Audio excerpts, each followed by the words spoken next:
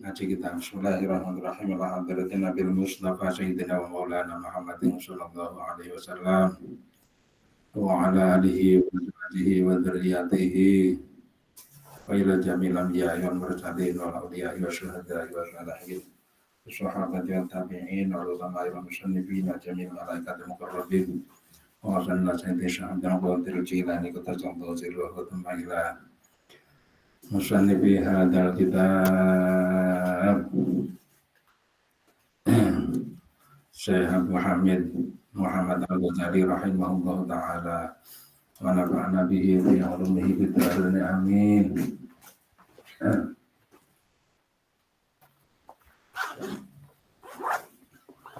Pengarang satunya berupakan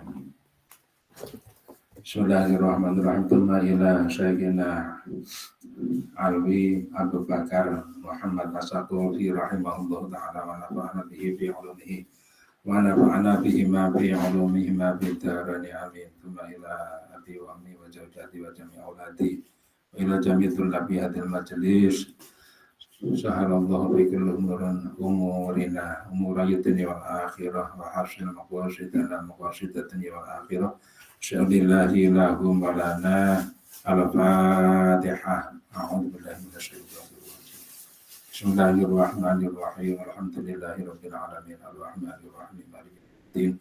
Iyyaka na'budu wa iyyaka nasta'in. Ihdinas siratal mustaqim. Siratal ladzina an'amta 'alaihim ghairil maghdubi 'alaihim waladdallin. Amin. Izin untuk share.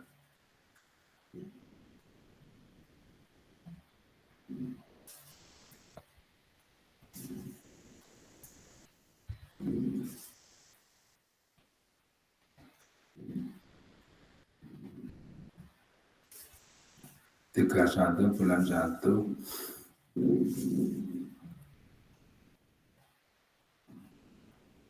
ya berarti ini ya. Bismillahirrahmanirrahim. Al-wadi waktu tali satu ada tugas yang nomor 3 itu Allah yatakhira jika tidak menyimpan siapa mu'allim syai'an akan sesuatu dibatin untuk besok minan nasihati dari nasihat. Kamanihi seperti mencegahnya mu'allim minat tasadda dari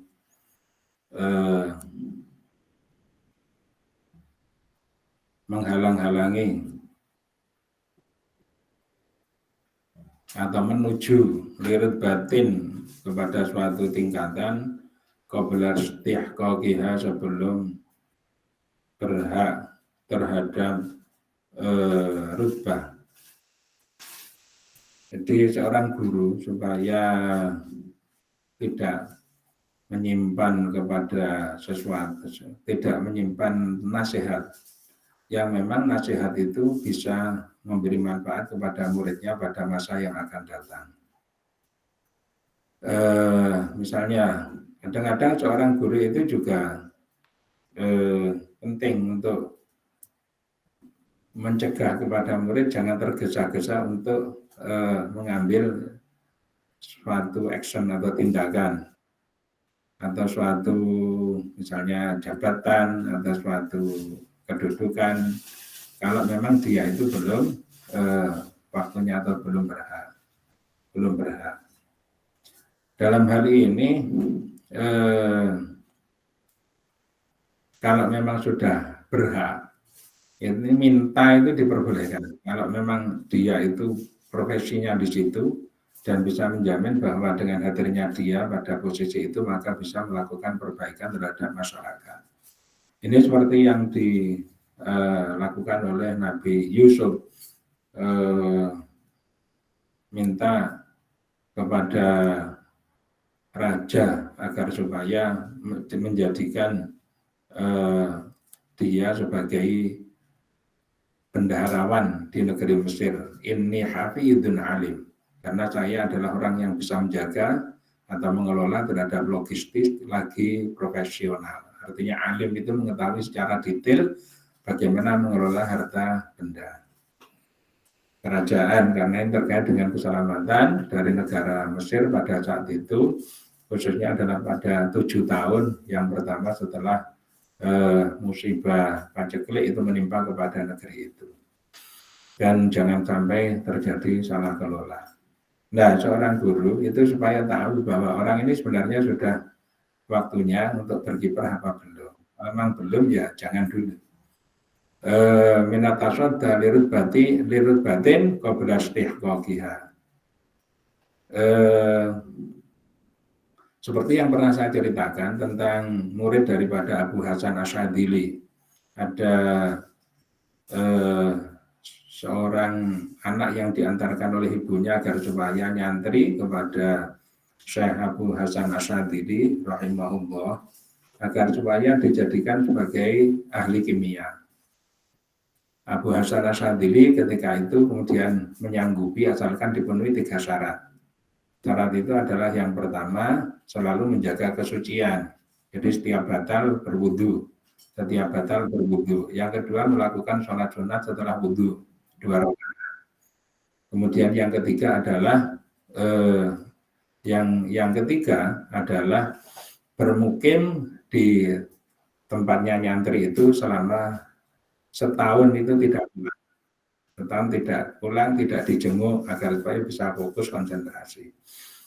Nah, setelah syarat itu disanggupi, maka si anak itu dengan taat melakukan semua kegiatan yang ada di tempatnya mondok, di pesantrennya Abu Hasan Asyadzili itu, kemudian genap dalam tempo 1 tahun, maka si anak ini terasa haus, kemudian ya seperti biasa, hari-hari biasa. Kalau hari-hari biasa terasa haus, ya pergi ke sumur bagian belakang. Menimba, kemudian dari air timba itu diminum. Hari ini terjadinya lain. Karena genap 1 tahun seperti yang dikatakan oleh Syekh Abu Hasan Asyadzili. Ketika menimba, maka ditarik ke atas, tampak olehnya. Air itu berubah menjadi, air itu bukan air yang siap untuk diminum seperti hari-hari sebelumnya. Tetapi air ini berubah menjadi cairan emas. Air ini berubah menjadi cairan emas. Nah, karena dia melihat itu cairan emas, maka tidak lagi diambil ke atas, tetapi dituang kembali menuju ke sumur, kemudian lari bertemu dengan gurunya. Nah, ketika bertemu dengan gurunya, oleh gurunya, dia melapor kepada gurunya tentang peristiwa yang barusan terjadi. Oleh gurunya ditanya, lah terus kamu apakan cairan itu? Saya tuang kembali ke sumur. Nah, ketika dituang kembali ke sumur, maka gurunya itu menyatakan, mulai sekarang kamu sudah menjadi ahli kimia. Jadi saya jelaskan bahwa ahli kimia yang dimaksud adalah orang yang zuhud, karena kimia itu adalah reaksi antara beberapa unsur yang membentuk suatu zat yang jenisnya baru. Jadi tadi itu yang namanya pada diri orang tadi itu ada komponen yang bernama berwudu setiap kali batal, menjaga kesucian. Yang kedua adalah sholat sunat setelah wudu, dan yang ketiga bermukim selama 1 tahun. Dalam kondisi ta'lim atau belajar, maka 3 komponen itu direaksikan. Kemudian menjadikan tubuh daripada si anak ini menjadi orang yang zuhud, dan itulah yang disebut sebagai ahli kimia karena merupakan makhluk yang jenisnya baru. Nah, baru setelah seperti itu oleh Syekh Abu Hasan Asyadzili dikatakan wa nasabahu da'iyan ila Allah ta'ala. Orang seperti ini dilegalkan untuk menjadi orang yang berdakwah, orang yang mengajak kepada agama. Nah, ini artinya orang ini sudah mengantongi lisensi dari gurunya. Lirut batin bukan qabla istihqaqiha, tetapi listihqaqiha, karena memang sudah layak atau sudah saatnya memperoleh level seperti itu.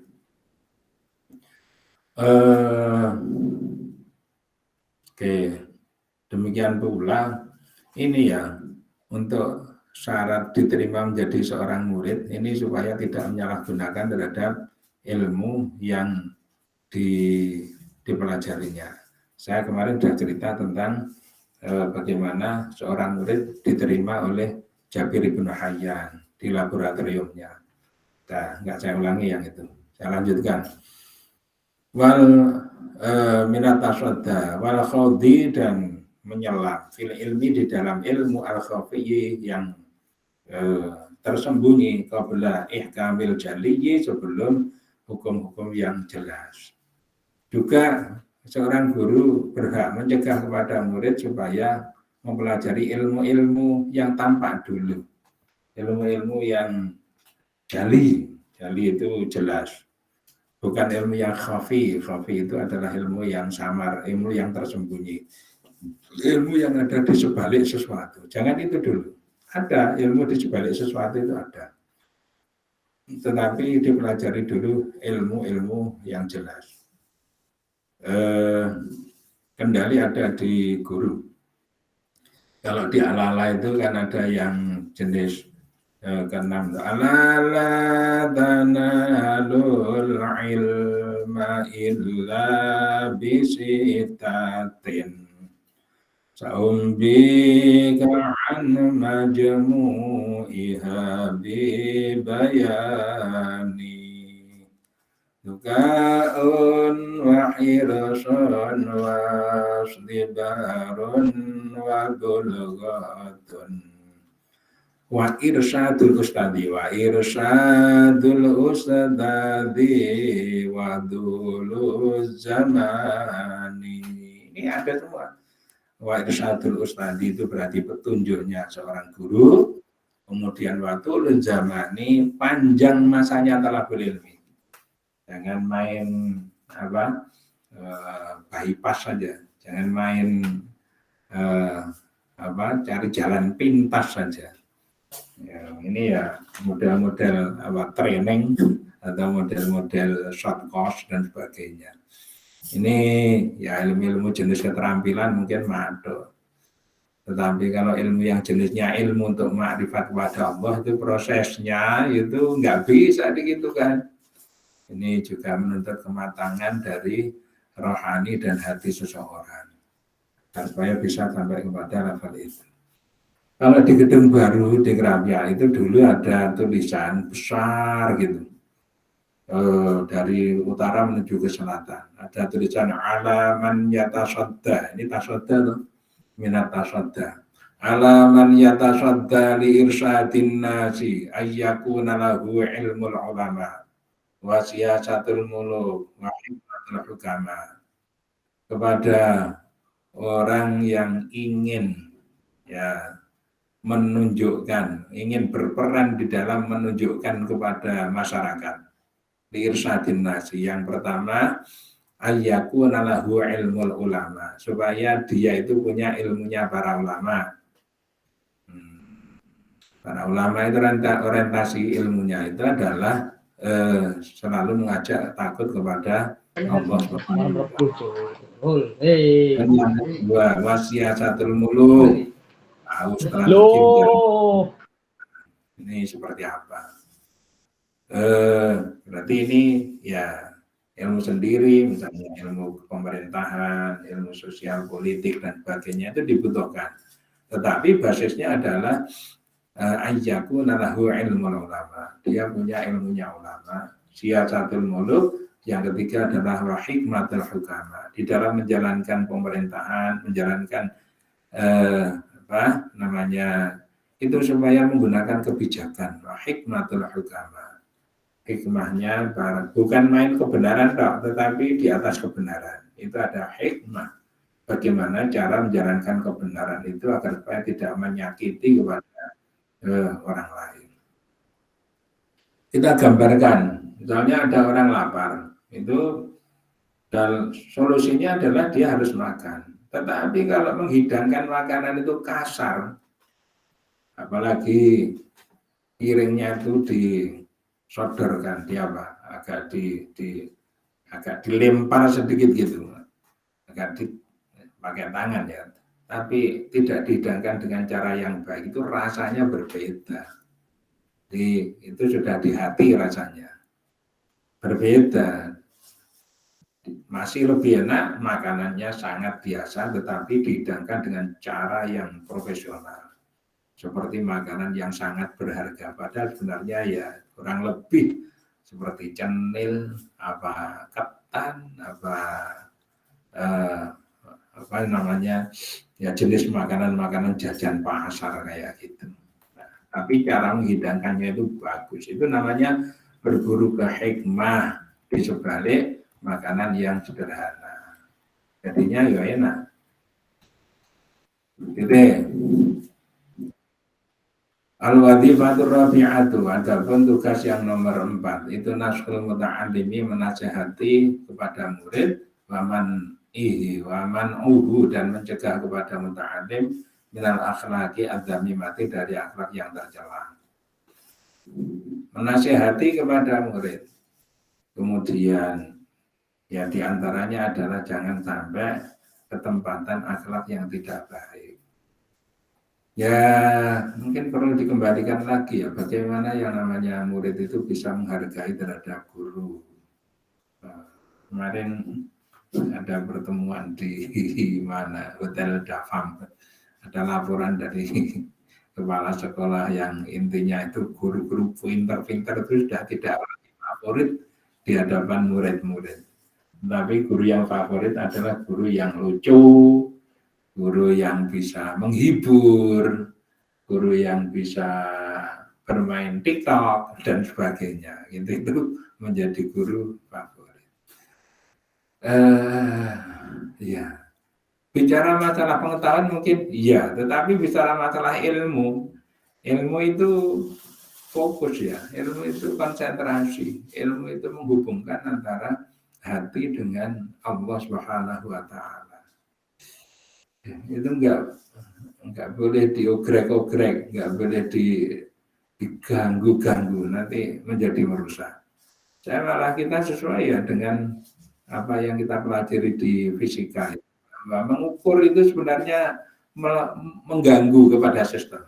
Kita diminta untuk mengukur agar supaya bisa mengeluarkan besaran-besaran yang terkandung kepada sesuatu yang diukur. Tetapi kita harus ingat bahwa mengukur itu sebenarnya mengganggu daripada sistem. Nah, persoalannya adalah bagaimana, solusinya adalah bagaimana walaupun mengganggu tetapi gangguan itu bisa diminimalisir gitu. Sehingga di situ dipelajari batas-batas ralat, batas-batas simpangan baku yang diperkenankan. Dan seterusnya itu sudah kita pelajari, seperti misalnya menggunakan beberapa kriteria 2 sigma, kriteria Chauvenet dan sebagainya. La bitari kita seriki, tidak dengan cara yang kasar, balik ta'ridi, namun dengan ta'rid itu semacam semu atau sindiran mengajari anak. Saya kemarin ketika diminta untuk mengampu salah satu PPG itu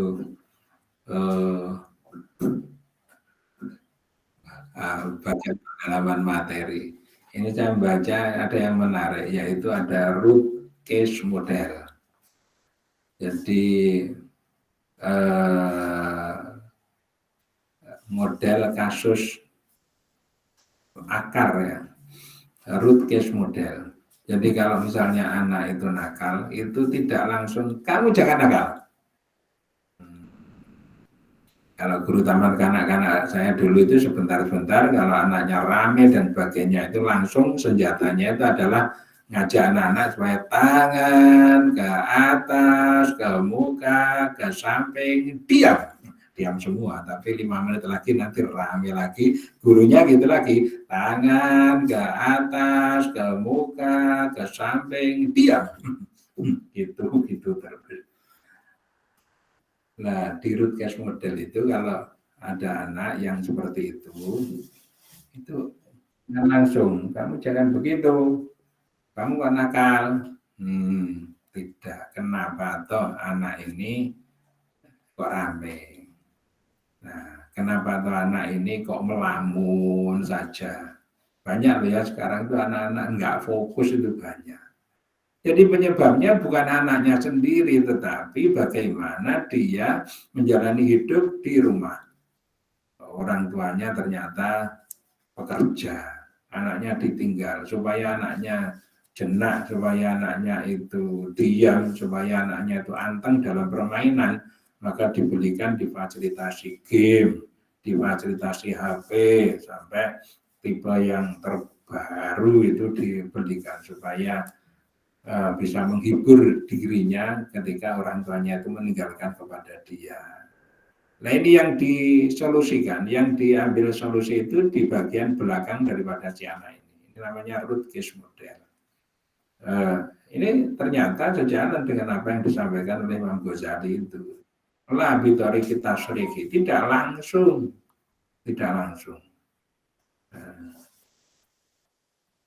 Ya langsung, tidak langsung. Bal ta'ridi, dengan sindiran. Karena tasrika, maka karena sungguhnya kekerasan itu yatiku bisa menghancurkan apa tasrik, hijabal haibati akan hijab kewibawaan. Guru itu nanti kalau sedikit-sedikit itu kasar. Saya dulu pernah punya pengalaman, guru itu emosi, guru itu punya tekanan darah tinggi. Ketika muridnya itu tidak bisa mengerjakan, itu bisa membuat tensinya itu naik. Apa yang dikerjakan? Bisa memukul kepala dari murid itu sekuat-kuatnya. Ada yang suatu saat juga mengambil penghapus untuk dipukulkan di kepala murid sampai berdarah itu kepalanya karena emosi. Ini dilarang karena kehebatan atau kewibawaan daripada guru itu menjadi hilang. Kewibawaan itu penting dalam agama kita untuk menghadapi kepada atau untuk menyelesaikan suatu masalah. Misalnya seorang hakim itu memang dianjurkan supaya menggunakan toga agar supaya dihargai oleh dihargai oleh majelisnya, dihargai oleh forumnya itu. Yang bagi dan selayaknya apa takima jika istiqomah siapa huwa mu'alim, gurunya itu supaya istiqomah dulu di dalam mengajar, di dalam menasihati, di dalam menjalani kebaikan. Tumayutolibuhu, kemudian meminta siapa mu'alimhu kepada muta'alim bil istiqomati, dengan istiqomah. Baru kemudian meminta kepada muridnya untuk melakukan istiqomah juga. Ayahnya, kalau ayah atau orang tua berperan sebagai guru ya supaya hal ini dijaga. Anaknya diminta untuk belajar yang serius, tetapi orang tuanya nyetel TV sinetron, channel berapa gitu.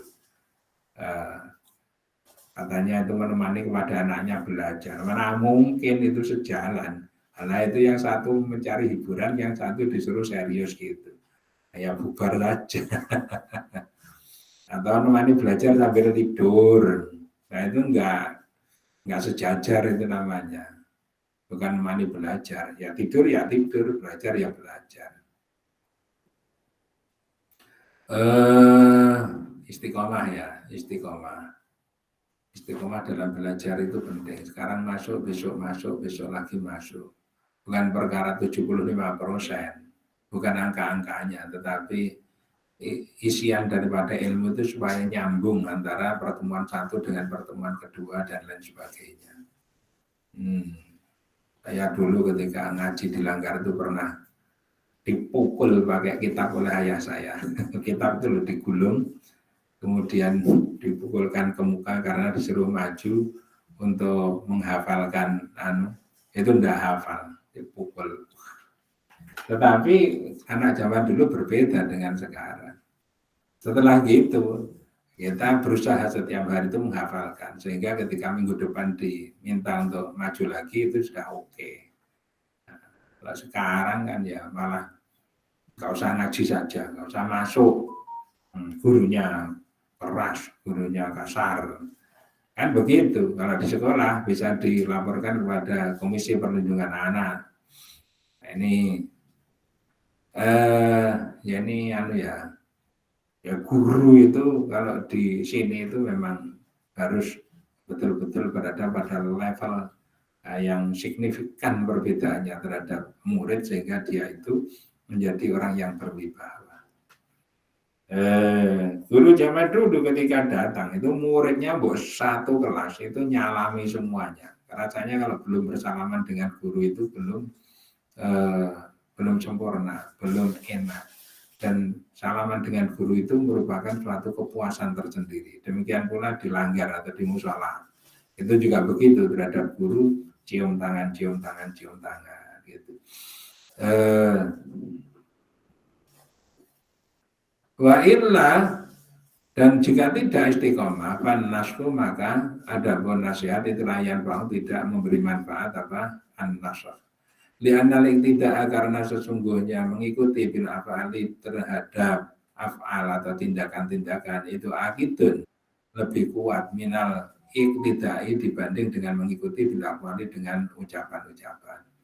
Kalau tidak bisa istiqomah ya tidak memberi manfaat kepada murid. Karena apa? Murid itu lebih mudah mengikuti, mencontoh kepada guru itu dalam hal tindakannya dibanding dengan mengikuti kepada isinya ucapan-ucapan guru. Kamu sana, sulit. Tetapi kalau diberi contoh itu mudah. Kamu sholat, kamu tadi belum sholat toh. Nah masalahnya itu belum bisa sholat, jadi gurunya itu beri contoh sholat. Itu lebih mudah diterima oleh murid dibanding dengan hanya perintah-perintah dengan qaul. Maka ada suatu kalam hikmah, lisanul hal afsahu mil lisanil maqal. Yang namanya lisan tindakan, lisan dalam bentuk action, contoh, perbuatan itu lebih manjur, lebih mujarab dibanding dengan lisan dalam bentuk ucapan. Lisanul hal afsahu mil lisanil maqal. Jadi kita sudah menyelesaikan satu pasal. Sekarang pasal yang baru, fasulun, suatu pasal fi afatil ilmi, di dalam beberapa dari bahayanya ilmu, wabayani alamatil ulama akhirati, dan penjelasan tanda-tanda ulama akhirat, wa ulama isui, dan ulama-ulama jahat, ulama-ulama jelek. Bagaimana bahayanya ilmu, bagaimana tanda-tanda ulama akhirat, bagaimana tanda-tanda ulama yang jelek, yang jahat seperti apa. Wala telah bersabda siapa Rasulullah Shallallahu Alaihi Wasallam, asyadun nasi, adapun paling kerasnya manusia apanya, adaban siksanya, yaumul kiamat, besok pada besok di hari kiamat itu alimun, orang alim, layan fa'u, yang tidak memberi manfaat kepada alim, siapa Allah ilmihi, dengan ilmunya alim. Orang yang paling menyakitkan siksanya besok di hari kiamat itu adalah seorang alim tapi Allah tidak memberi manfaat terhadap ilmunya. Orang berilmu tetapi orang nggak mau belajar kepada dia.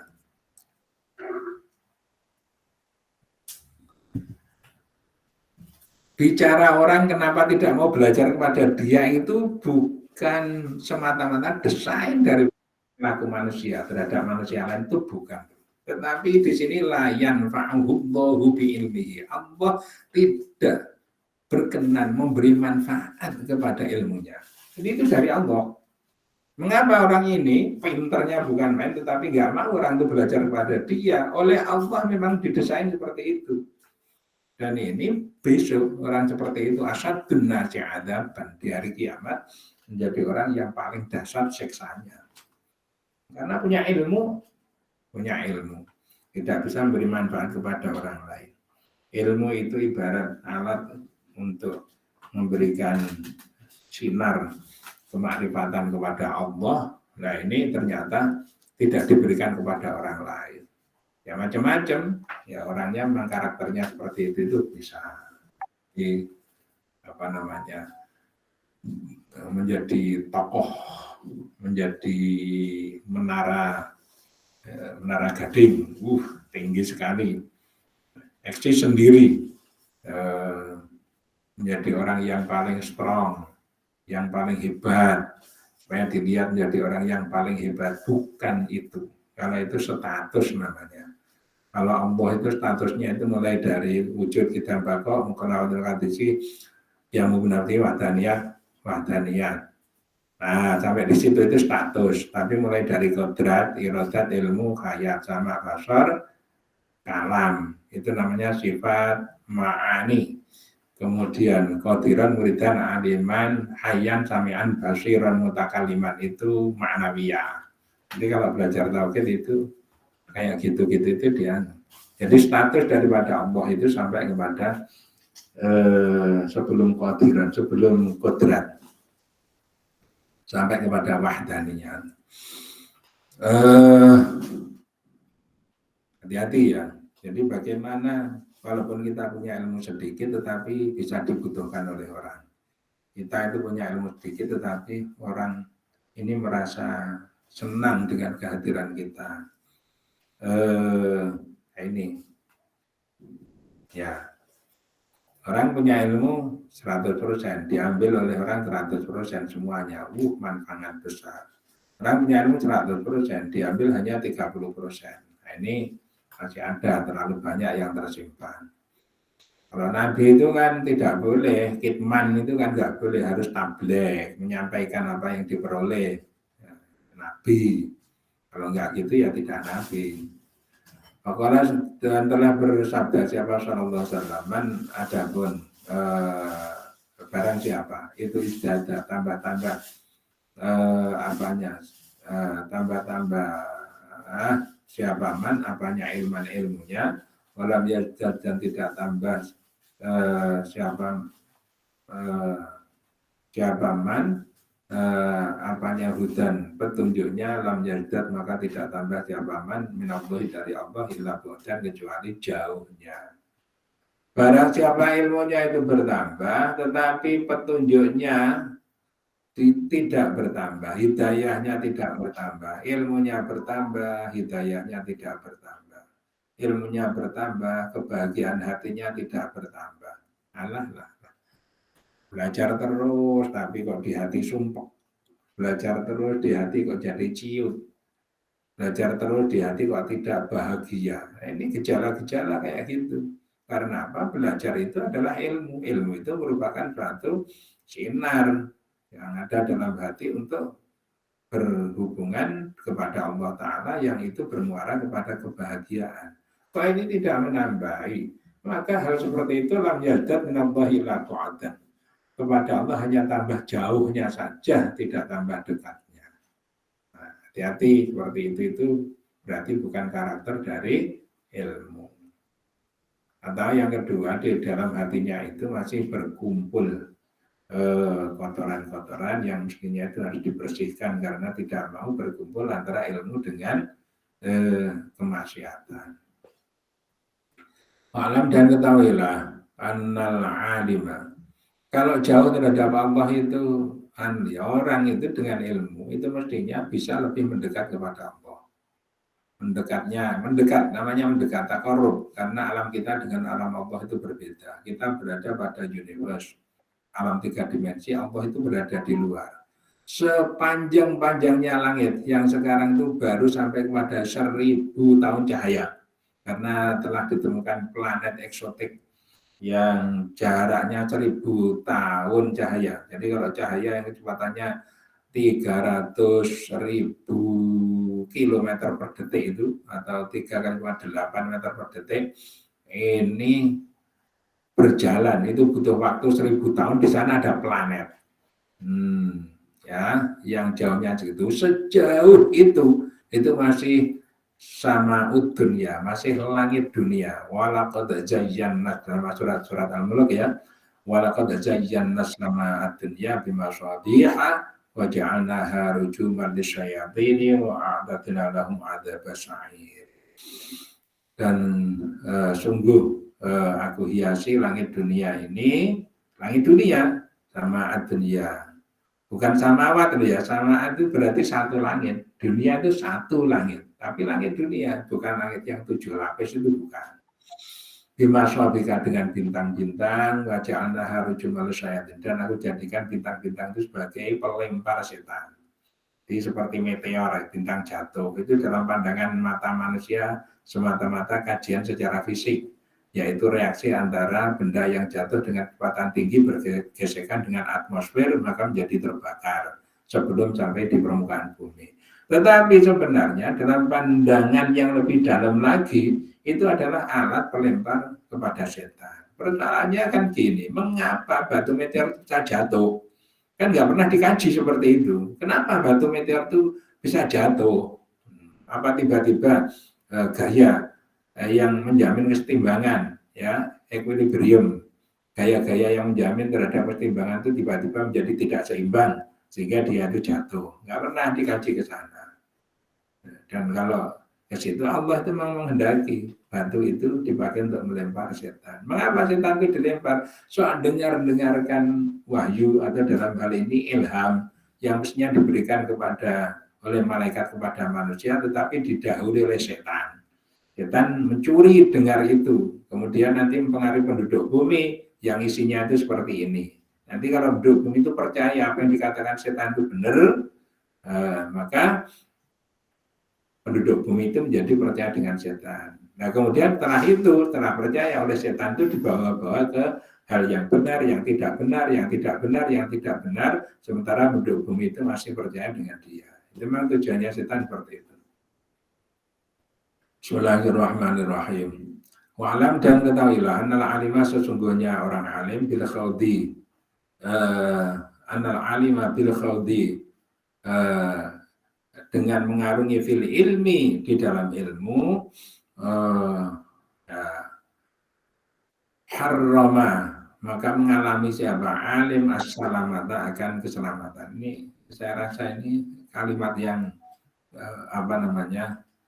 perlu dianu dulu, dibuat catatan karena perinciannya itu ada dua ini. Fa imma al-halaka, maka ada kalanya wa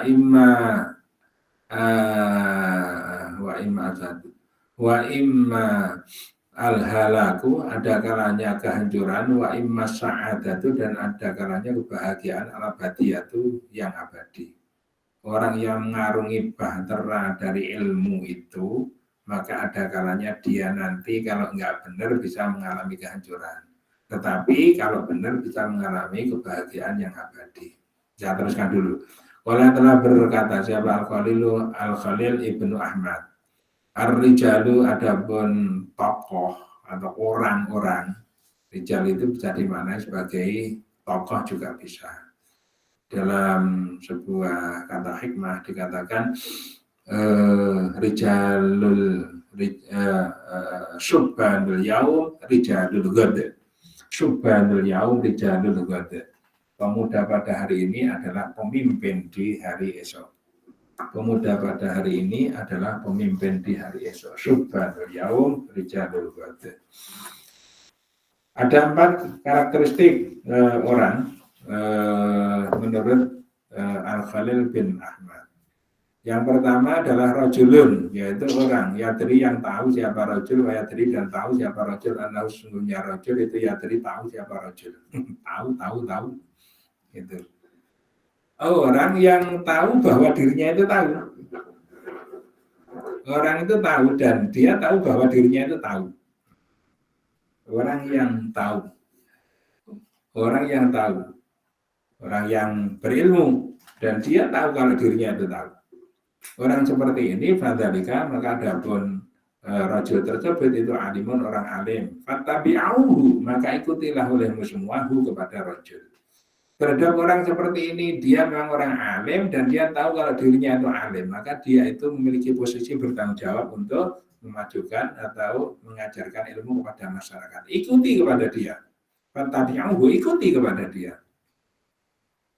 Yang kedua, rajulun dan orang yadri yang tahu siapa rajul, wala yadri dan tidak tahu siapa rajul, anda sungguhnya rajul itu yadri tahu siapa rajul. Ada orang yang tahu, tetapi dia tidak tahu kalau dirinya itu tahu. Orang itu pintar, tapi dia nggak sadar kalau dirinya itu pintar. Ini fadzalika, maka adapun orang ini itu naimun, orang yang tidur. Wa'iqadhuhu, maka bangunkanlah olehmu semua kepada si rajul. Ya, jadi orang ini belum terungkap kepandaiannya karena masih tertidur dia. Diingatkan, ketika diingatkan, dibangunkan ada tugas kepada dia untuk mengajari kepada masyarakat membutuhkan. Nah, seperti itu ya, Nabi Uzair itu yang ditidurkan oleh Allah selama 100 tahun. Itu masyarakat menunggu-nunggunya luar biasa.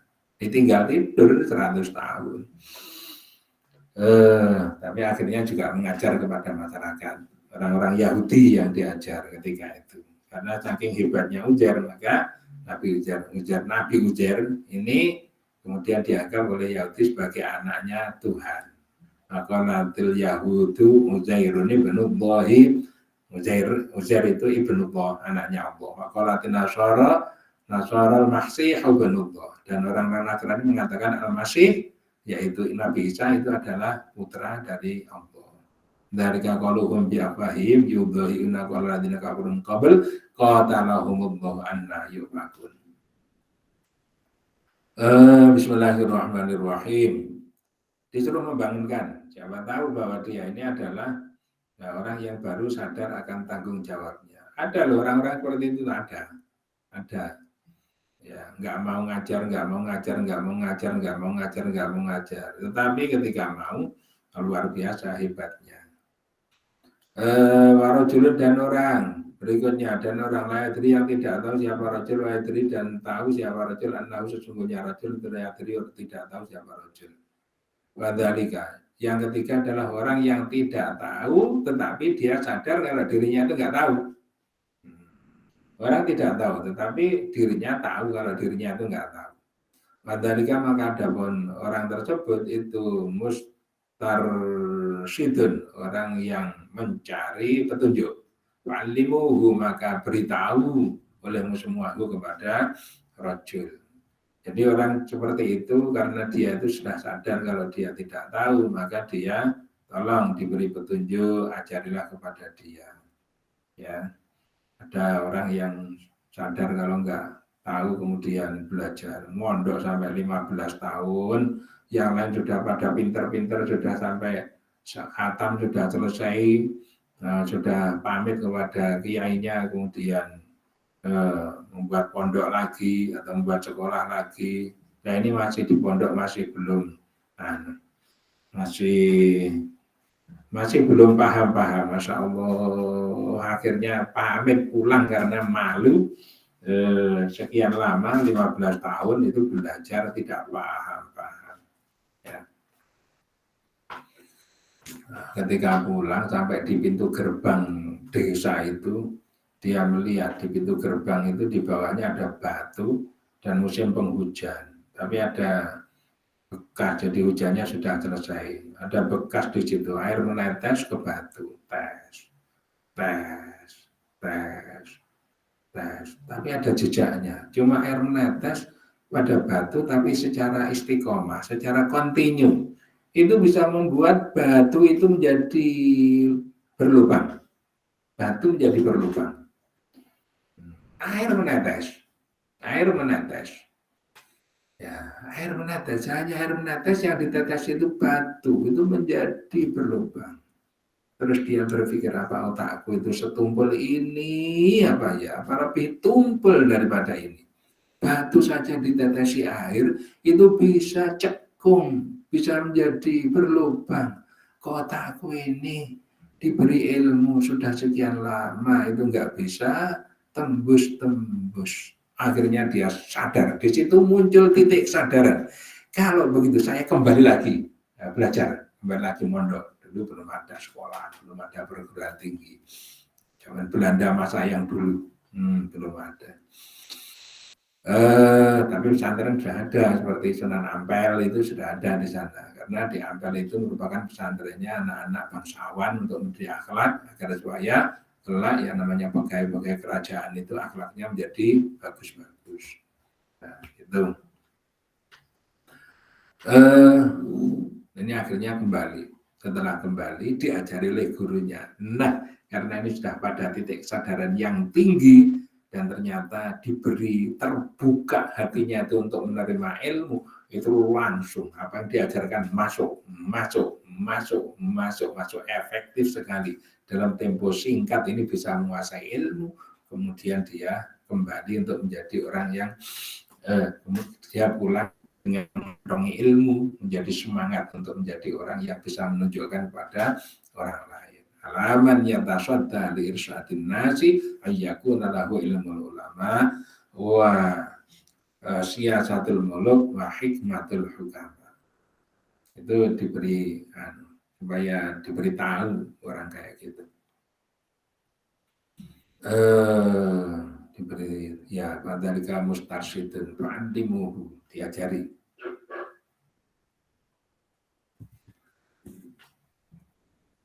supaya bisa menjadi terbuka. Wah, rojulun, dan mengada masanya ya kalau di Nasidaria itu supaya kalau menuntut ilmu itu ketika masih kecil, karena bagai mengukir di atas batu. Kalau menuntut ilmu sudah dewasa, maka bagai mengukir di atas air. Ya.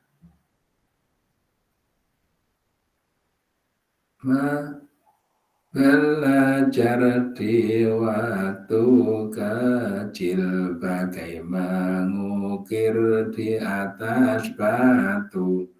Belajar di waktu kecil bagai mengukir di atas batu. Belajar sesudah dewasa bagai mengukir di atas air.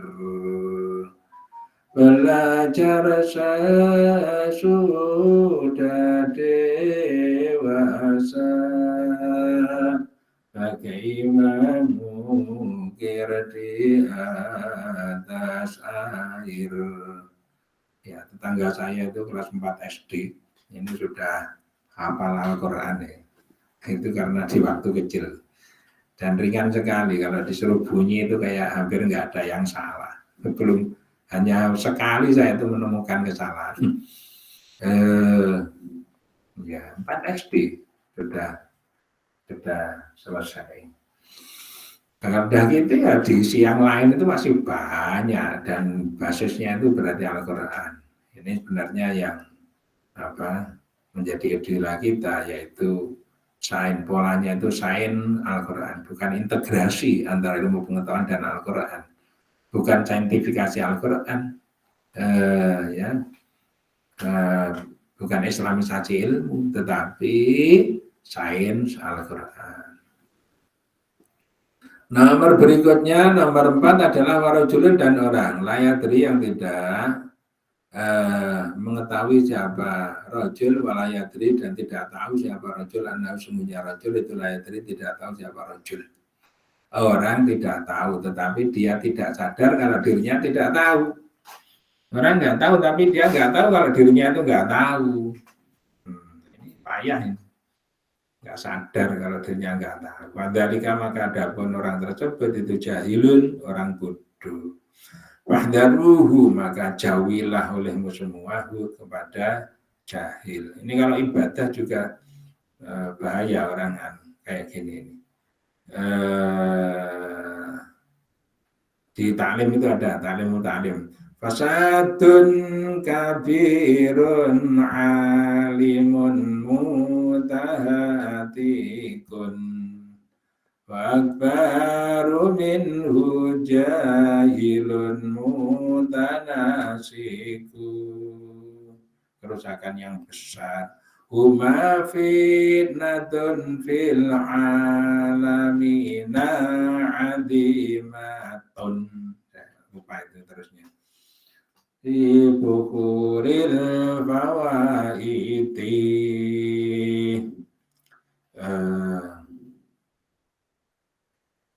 Suatu ujian yang besar, kerusakan yang besar yang ditimbulkan oleh orang pinter tetapi membuat kerusakan. Ya. Alimun mutahatikun. Orang pinter membuat kerusakan. Nah, itu canggih. Ya, canggih. Bagaimana nebang pohon bisa nggak terdengar? Bagaimana bagaimana membunuh orang tapi dengan teknik yang sangat gitu, tidak diketahui oleh orang banyak gitu. Tetapi yang lebih membahayakan lagi itu adalah wa baru min hujahilun mutanasiku. Yang lebih berbahaya lagi adalah orang bodoh semangat ibadah. Orang bodoh semangat ibadahnya luar biasa, itu bahaya.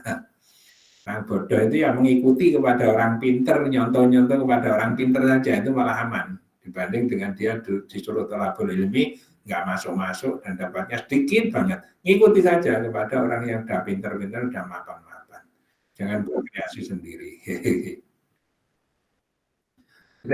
Pakola dan berkata, siapa Sufyan, ya tifu mengajak. Ya tifu itu menelpon. Al-hatif itu suara tanpa rupa. Ya, memanggil apa ilmu bil amali terhadap amal. Orang itu kalau punya ilmu, sebenarnya ilmu itu sudah memancing kepada amal. Sudah mancing-mancing, sudah merangsang terhadap amal. Ya tifu al ilmu bil amali. Ya, jadi al-hatif adribu al-hatif atau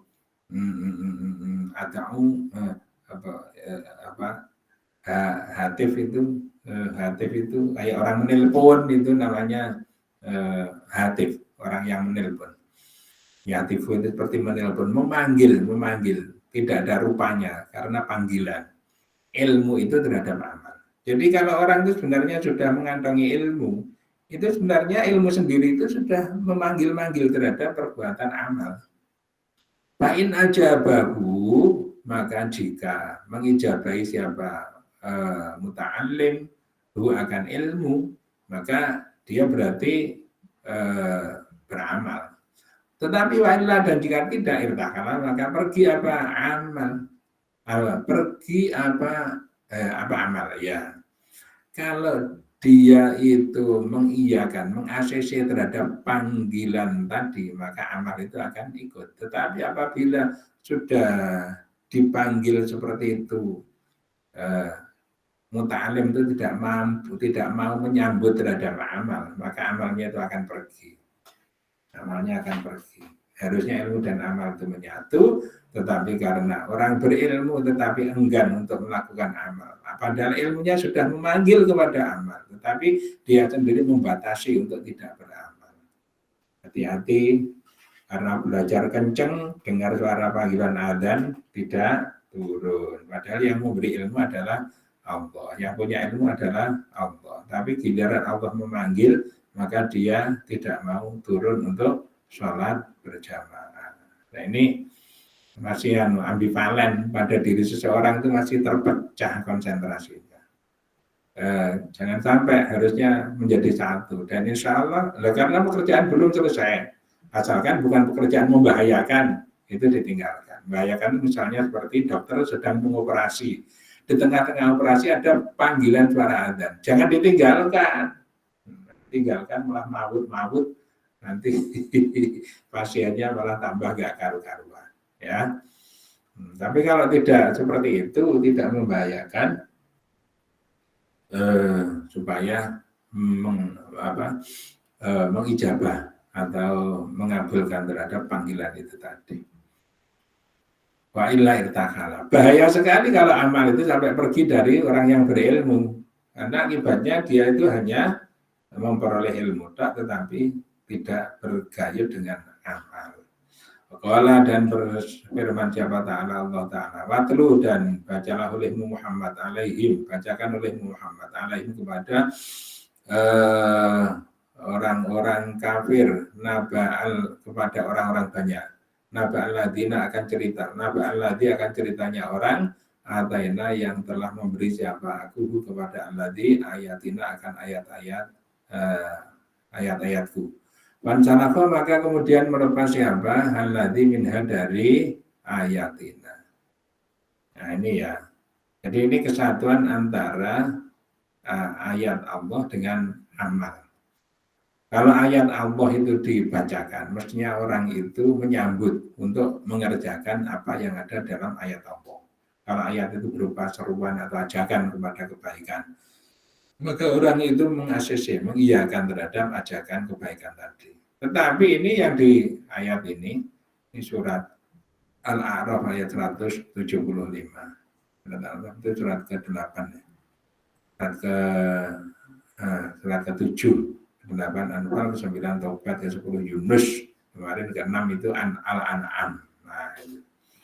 Nah, kelima apa? Maidah, keempat Pak An-Nisa, ketiga Pak Imran, kedua apa? Baqarah, pertama apa? Fatihah gitu ya.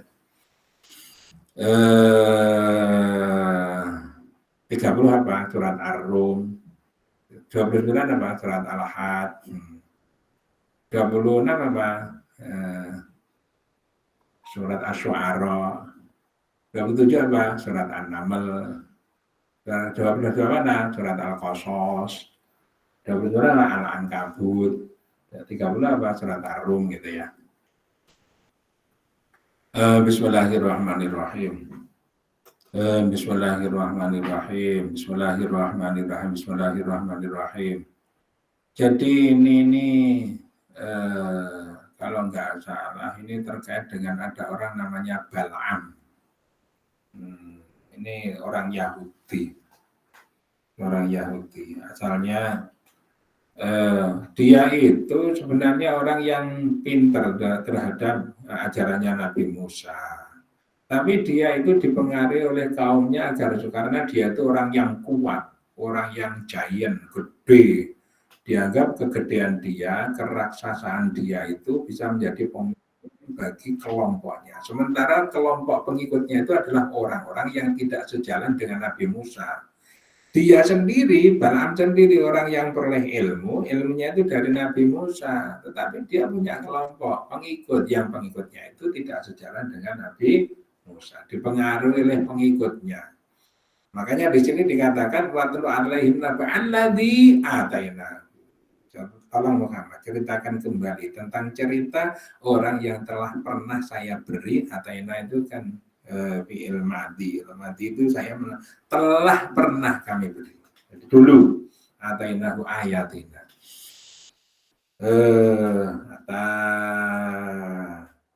Yati ya. Atainahu ayatina kan salah minha.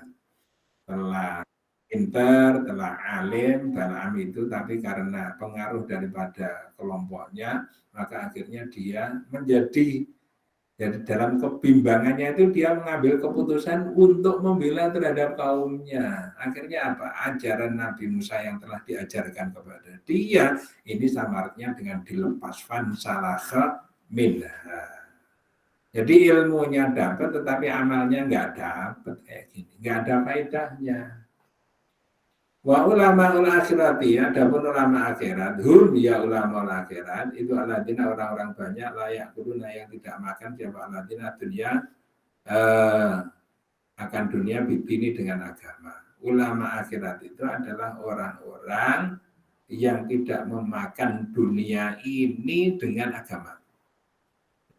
Dia menjual agama demi untuk memperoleh kekayaan dunia. Itu karakter daripada ulama akhirat.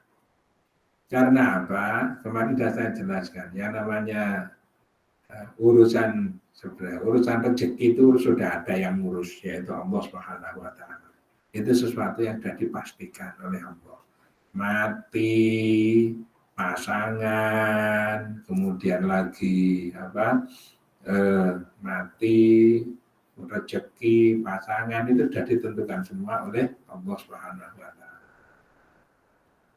Nah, karena itu ulama akhirat itu atau orang-orang yang berilmu dengan karakteristik ilmunya akhirat ya dia itu memperjuangkan terhadap ilmunya itu sendiri agar supaya berbuah menjadi amalnya dia. Jadi bukan transaksi lagi. Kalau transaksi itu di dunia syariat, di dunia fikih. Kalau di dunia tasawuf itu sudah tidak transaksi lagi.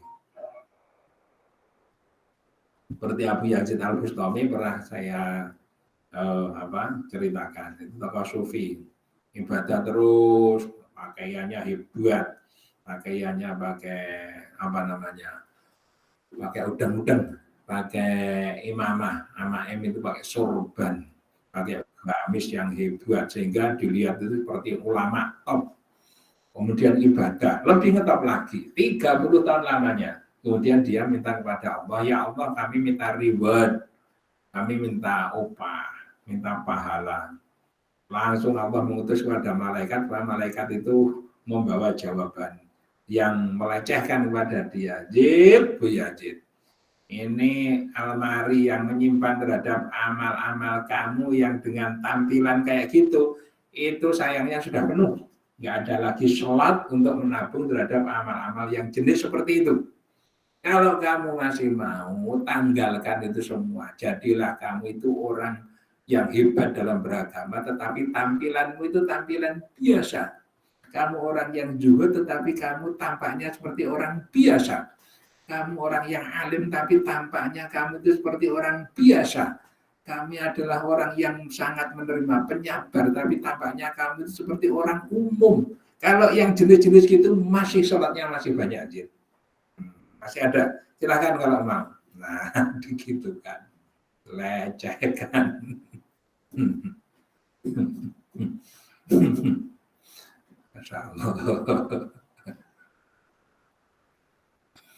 Bismillahirrahmanirrahim. Bismillahirrahmanirrahim. La ya'kuluna dunya biddin. Wa la yabi'una, dan tidak menjual siapa ulama ul akhirah. Al-akhirat akan akhirat bidunya dengan dunia. Ini kalau di ta'lim ini termasuk niat juga diatur awal-awal. Orang itu kalau niat supaya niatnya yang benar, niat untuk talabul ilmi itu yang benar. Perkara akhirat tetapi niatnya itu salah, maka bisa menjadi perkara dunia. Sebaliknya, perkara dunia tetapi kalau niatnya itu benar, maka bisa menjadi amal akhirat. Bisa menjadi amal akhirat. Ada seseorang membawa tasbih. Kelihatannya setelah sholat dia itu wiridan, muter-muter tasbih. Ya, orang mengira bahwa dia itu membaca subhanallah, subhanallah, subhanallah, subhanallah, subhanallah, baca tasbih. Nah, tapi sebelum sholat dia itu menyuruh kepada tetangganya yang profesinya memetik buah kelapa. Karena tolong diambilkan kelapa saya, itu ada 4 pohon itu, sudah gede-gede, sudah banyak, sudah tua-tua semua. Nah, dipetik. Jatuh ke kelapanya itu, nah setiap jatuh itu tasbihnya diputer. 1, 2, 3, 4, 5, 6, duk. Nah, setelah selesai sholat, ini kemudian ditanya kepada pemetiknya, dapat berapa? Bulan. Nah, dapat 76, Pak Yai. Nah yang benar, iya 76. Nah yang benar, itu pasti kamu itu nggak benar. Coba kamu hitung lagi ya tetap 76, karena ada yang disembunyikan. Yang disembunyikan itu ada 9. Harusnya berapa? 85. Karena tasbihnya tadi diputar sampai 85. 85 tasbih. Nah ini namanya, jadi ketahuan, akhirnya minta maaf. Namanya bentuknya itu seperti amal akhirat, tetapi karena niatnya itu salah, maka jadi amal dunia. Hati-hati kalau kita bertalabul ilmi ya. Hati-hati. Jadi kalau kita belajar supaya diniati untuk memperoleh akhirat. Karena ilmu itu merupakan jenis amal akhirat. Ya. Diniati yang remeh nah, supaya dapat apa? Ya kalau di sini memang dikritik memang. Talabul ilmi supaya dapat pekerjaan yang ini, supaya mudah memperoleh. Itu menurut pandangan Allah sangat remeh sekali. Karena ilmu itu levelnya lebih tinggi dari itu. Ketika dunia ini sudah habis, ilmu itu masih bisa terus. Nah, tapi kalau ilmu itu hanya dipotong sampai ke situ, itu salah niatnya sehingga menjadi amal dunia. Banyak orang terjerumus ke situ. Ya kasihan ya, kalau misalnya orang meninggal dunia dibacakan riwayatnya. Saya sering dengar riwayat daripada seseorang yang meninggal dunia. Tahun sekian menjabat jadi ini, tahun sekian menjabat jadi ini, tahun sekian menjabat jadi ini. Terus suruh menyaksikan bahwa dia itu adalah orang yang baik. Nah kayak gitu riwayatnya. Nggak ada pertanggungjawaban sama sekali kepada akhiratnya itu gimana. Maka oleh Pak Yai di tempat itu nggak usah dibacakan yang kayak gitu. Yang jelas Pak ini itu menjadi ketua takmir selama 10 tahun. Nah, itu yang jelas amal akhirat. Dan dia itu banyak membantu terhadap pembangunan di masjid. Itu yang jelas kayak gitu. Jangan kok ini menjadi ini, tahun ini menjadi apa, dan seterusnya. Itu di hadapan Allah itu nggak dihitung. Di hadapan manusia itu hebat. Hebat nggak ada pengaruhnya, orang yang sudah meninggal dunia, dihebat-hebatin itu jadi apa? Jadi, Bismillahirrahmanirrahim. Bismillahirrahmanirrahim. Bismillahirrahmanirrahim. Cukup ya, Masya Allah sudah 132. Iya, matur nuwun. Ini kita lanjutkan besok.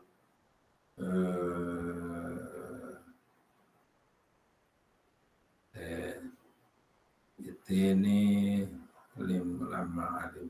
Nah, tanggal 7 bulan 2.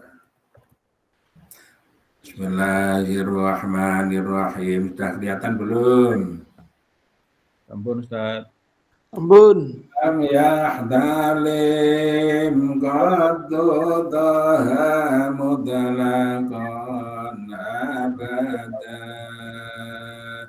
wa ma tataba asla fi mata zamani minhu dawabu falam taharub wa ma waqa'at dubabatun abadan fi jismihil hasani ikhalbihi ka'ama min ru'yatun tabatat wala yura atharu ba'udin minhu fi alani qalbuhu lam yanam wal ainu qad na'asat wala yura dillahu fi syamsi dhufadani Katlahu qad allada qawman idha jalasu indal wiladati shibyada bimuqtadani hadil qasai sabahafadha takun amina min syarri narin wa surogin wa mimikani alhamdulillahirabbil alamin subhanakallahumma wa bihamdika asyhadu an la ilaha illa anta astaghfiruka wa atubu ilaik. Assalamualaikum warahmatullahi wabarakatuh. Waalaikumsalam. Waalaikumsalam.